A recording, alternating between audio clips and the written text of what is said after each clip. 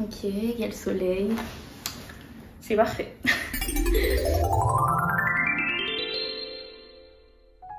Bonjour à tous, on se retrouve aujourd'hui pour une nouvelle vidéo. Comme le titre l'indique, je vais vous montrer comment mener une étude biblique. Premièrement, qu'est-ce qu'une étude biblique? C'est le fait de lire la Bible en essayant de la comprendre, en se posant des questions et en menant une réflexion autour de celle-ci. C'est très important en tant que chrétien de chercher à comprendre la Bible parce qu'il est écrit dedans que mon peuple périt par manque de connaissances. Et c'est vraiment vrai. Le problème, c'est que quand on ne connaît pas la parole de Dieu, on peut se laisser avoir, on peut se laisser amadouer et on peut se retrouver complètement perdu. Alors que si on connaissait sa parole et qu'on la mettait vraiment en tant que bouclier, on ne serait pas atteint par toutes ces choses-là. Donc vraiment, je vous encourage à faire des études bibliques et c'est pour ça que je fais cette vidéo. Alors, déjà, je vais vous présenter les fournitures indispensables d'après moi à avoir pour réaliser une étude biblique. Alors, juste à côté de moi, donc déjà une Bible. Une Bible, c'est super important.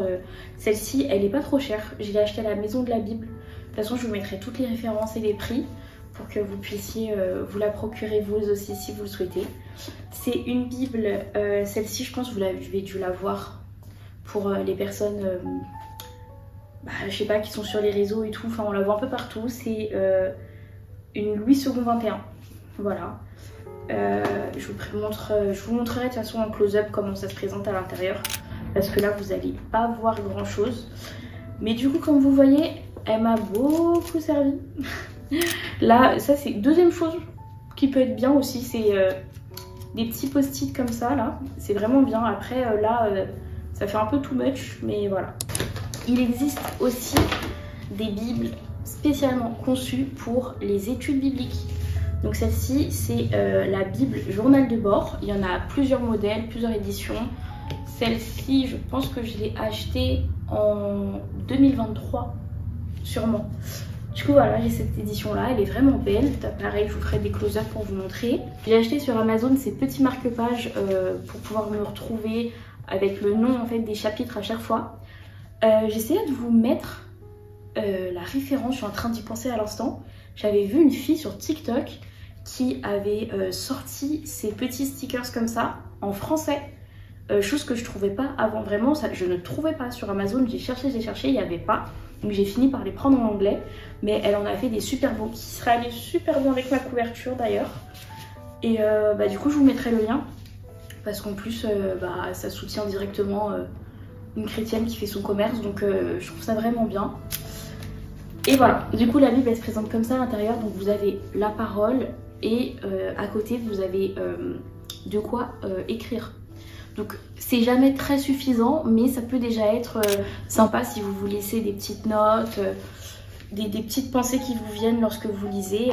Je trouve que ça peut être plutôt pas mal d'avoir ce genre de Bible. C'est un autre budget, mais c'est sympa aussi. Ensuite, ce qu'il va vous falloir, ça va être un carnet pour noter du coup ce que vous allez apprendre. Ça peut aussi bien être un petit carnet. Moi, j'ai commencé avec un petit carnet comme ça. Et c'est Maëlys du montage parce que je ne suis pas capable de me rappeler de tout ce que je voulais vous dire. Donc, dans ce petit carnet, en fait, je notais les personnages que je rencontrais au fur et à mesure de la Bible, ce qui me permettait d'apprendre à les connaître. Et lorsque je les revoyais apparaître, me souvenir de qui ils étaient, d'où ils venaient, leurs frères, leurs sœurs, leur mission, dans quel livre ils apparaissaient, etc. J'avais aussi tendance à marquer les versets qui m'ont le plus marqué à propos d'eux. Je vous conseille bien évidemment de faire pareil. Maintenant, revenons à nos moutons. Et j'ai fini avec un gros carnet comme ça. Celui-ci, je l'ai acheté, enfin les deux même, je les ai achetés chez Emma, voilà. Quand je passe à Saint-Lazare, j'aime beaucoup passer chez Emma. Et du coup, j'avais acheté celui-ci avec des petits... En fait, il y a tout qui tombe. Bref, avec des petits intercalaires. Voilà. Très sympathique. À chaque fois, j'ai noté... ce que je fais dedans, mais de toute façon je vais vous expliquer plus en détail après. Donc voilà pour les carnets. Et du coup ensuite il va vous falloir, comme je vous ai dit tout à l'heure, les petits post-it si vous en avez. Sinon vous pouvez aussi prendre des plus gros si vous voulez annoter des choses et que vous n'avez pas cette place. Vous voulez les mettre directement dans votre Bible. Vous avez tout ce qui est petits stylos. Alors ceux-là je les ai achetés pareil à Emma, mais je vous les recommande pas forcément Je sais pas si c'est mon lot qui fonctionne pas ou si c'est tous comme ça. Mais des fois quand j'écris en fait, il s'arrête et ça me fait des trous. C'est trop chiant. Donc voilà, je vous le recommande pas forcément directement. Mais les petits stylos de couleur comme ça, je trouve ça sympa. J'ai commencé par des surligneurs en gel qui ne transpercent pas la Bible. C'était sympa aussi, mais par rapport à la technique que je vais vous montrer, moi je pense que ça c'est mieux parce que des fois, vous verrez que vous ne pourrez pas respecter forcément votre code couleur que vous vous serez mis. Et du coup, je trouve que... ou alors il y aura des versets qui tomberont dans plusieurs codes couleurs. Donc les petits stylos c'est bien parce que vous pouvez faire plusieurs petits traits sous un même verset. Donc voilà, je vous conseille des petits stylos comme ça. Là c'est des stylos en gel. C'est bien parce qu'en fait il faut pas que ça transperce le papier. Sinon c'est vous allez gâcher votre Bible en fait. Donc voilà, trouvez des petits stylos gel qui transpercent pas. C'est vraiment l'idéal. Et en dernier, un petit stylo. Bon celui-ci c'est un stylo publicitaire. Mais il est vraiment bien parce que déjà il est super fin. Et il ne transperce pas, genre vraiment l'encre... elle écrit comme il faut. Et je pense que je vous montrerai de toute façon sûrement en close-up. Mais attendez, parce que moi je suis encore dans le Nouveau Testament. Mais voilà, ça écrit comme ça et ça ne transperce pas. Ça, genre de l'autre côté, ça n'est... Vous voyez, on voit mais ça transperce pas. Donc vraiment c'est l'idéal de trouver un petit stylo comme ça.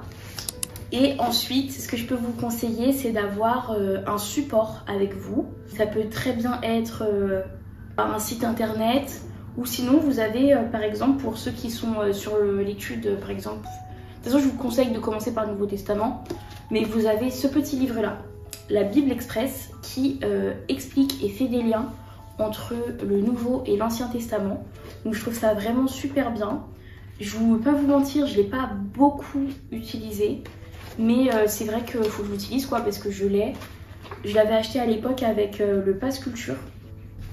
C'est sympa, ça explique. D'un côté vous avez le verset ou le chapitre du Nouveau Testament et sa référence à l'Ancien.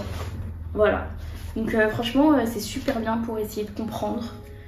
Donc je vous recommande tout ce que je vous ai présenté. Après si vous voyez d'autres choses qui pourraient... vous servir, vous n'hésitez pas, vous le prenez aussi, il n'y a jamais trop. Du coup, maintenant je vais vous présenter ma méthode, enfin ma méthode, ce n'est pas ma méthode, mais c'est celle que j'applique. Du coup, c'est la méthode du SOAP, S-O-A-P. S pour Scripture, O pour Observation, A pour Application et P pour Prayer. Dans Scripture, vous allez marquer le verset en entier. Observation, vous allez marquer les pensées qui vous viennent dessus, ce que vous pouvez en tirer comme leçon. Application, comment vous comptez l'appliquer dans votre vie, ce que vous comptez mettre en place, etc. Et dans Prayer, vous marquez une prière à propos de ce verset. Donc s'il vous apprend quelque chose, je sais pas, sur la manière dont un chrétien doit se conduire, et dans votre prière, vous allez demander à Dieu de vous donner la force, la possibilité de changer votre comportement et de vous conduire de la manière dont vous avez appris par exemple. Et du coup c'est là que ça va être sympa dans votre étude biblique, les petits stylos. Parce que ce que j'ai fait, c'est que j'ai fait des thèmes aussi, j'ai subdivisé en thèmes. Donc je vais vous expliquer pour chaque couleur les thèmes associés et ça va vous permettre après de... moi ce que j'ai voulu faire en tout cas, c'est de ranger les versets par thème. Et du coup voilà, si ça vous intéresse, je vais vous dire tout de suite les couleurs. En rose, moi j'ai noté amour, relation, mariage, famille, amitié et pardon.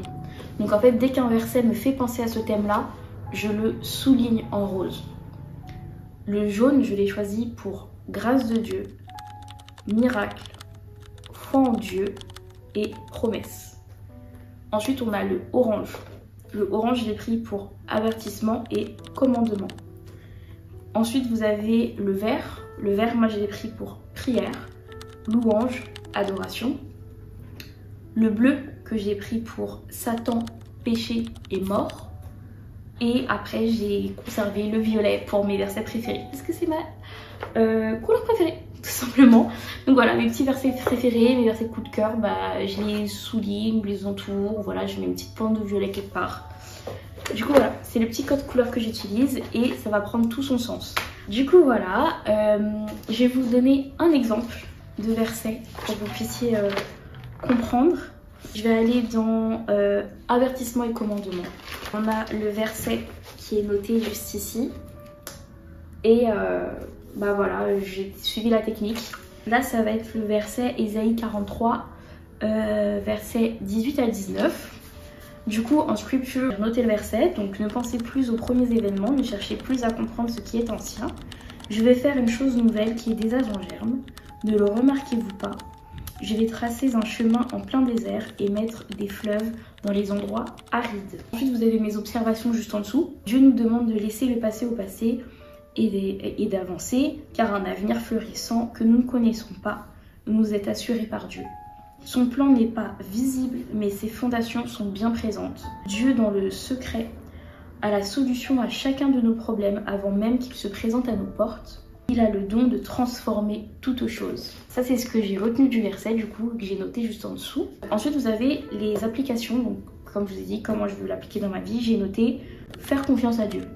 Ça, c'est un point très important.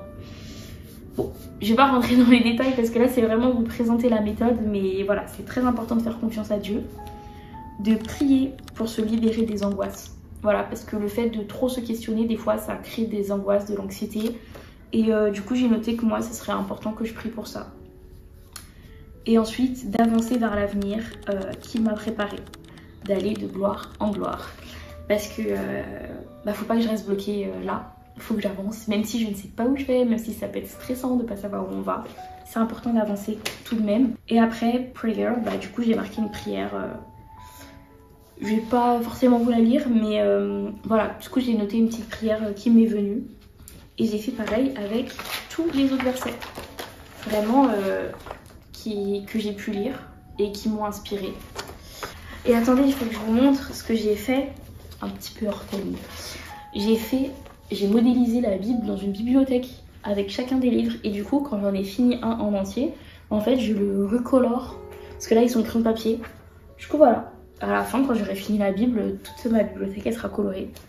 Et du coup là c'est comme ça. Bon j'ai recommencé parce que bon je l'ai jamais lu en entier, mais j'avais quand même lu un peu plus que ça. Mais voilà, de ce que j'ai recommencé, j'en suis à Luc en ce moment. Du coup, quatrième point, qui n'est pas des moindres, qui est même le plus important. J'aurais pu le mettre en premier. Ouais, j'aurais dû le mettre en premier même. C'est de prier. Prier avant de lire la Bible. C'est vraiment très important de demander à Dieu de nous donner son Esprit Saint pour qu'on puisse comprendre sa parole. Parce que c'est lui qui l'a inspiré et en fait on ne peut pas tout comprendre. On peut pas... En fait, notre esprit n'est pas fait pour qu'on puisse tout comprendre comme ça. Il faut vraiment demander à l'Esprit Saint de nous aider à comprendre ce qui est écrit dans la Bible. Donc voilà, ne surtout pas oublier de le prier, de lui demander, de nous donner la compréhension et que vraiment, voilà, de lui dire que on consacre ce temps pour lui, qu'on cherche à le connaître, qu'on cherche vraiment à se cultiver et qu'on a besoin de lui pour le faire, voilà. Et qu'on remet ce temps entre ses mains. Donc voilà, c'est vraiment, faut que vous fassiez cette prière avant de lire la Bible. Que vous fassiez une étude ou pas, c'est très important de faire cette prière-là. Parce que vous ne pourrez pas tout comprendre et Dieu ne pourra pas forcément vous parler si vous n'êtes pas disposé. Et la prière, ça permet de disposer l'esprit avant de commencer. Alors bien sûr que je ne suis pas en train de vous dire que si vous ne priez pas, Dieu ne va pas vous parler. Mais c'est important quand même de mettre les choses voilà, dans un cadre, de bien les présenter comme ça. Ensuite, par rapport à la manière dont vous allez effectuer votre étude, vous pouvez la faire en suivant un plan. Voilà. Si vous trouvez un plan de lecture sur YouTube qui vous intéresse, sur TikTok, où vous voulez, suivez-le. Je sais que dans l'application de la Bible, il y a des petits plans de lecture qui sont super sympas. Donc franchement, je vous mettrai le lien en bio pour la télécharger. Il est aussi dans mes bulles sur Insta, donc n'hésitez pas à aller me suivre sur mon Insta d'ailleurs. Dans mes bulles à la une, il y a une bulle avec une petite croix en lumière. Dedans, vous avez le lien pour aller télécharger la Bible aussi. Je pense que... Attendez, je regarde mes notes. Je pense que je vous ai tout dit. Vous avez toutes les clés en main pour réussir à lire la Bible, voilà. Je vous mettrai les liens en bio, je vous mettrai l'adresse de la librairie où je vais, la maison de la Bible. C'est à Paris, celle où je vais. Elle est pas loin de Gare de Lyon.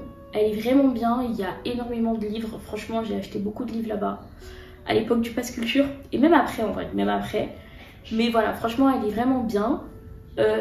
Après, vous pouvez trouver ailleurs. Mais moi, je trouve ça bien de soutenir des petits commerces. Enfin, c'est pas un petit commerce, mais voilà, des commerces chrétiens. Et je vous fais plein de bisous. J'espère que cette vidéo vous aura vraiment servi pour les nouveaux chrétiens comme les plus anciens. Voilà. Et soyez bénis!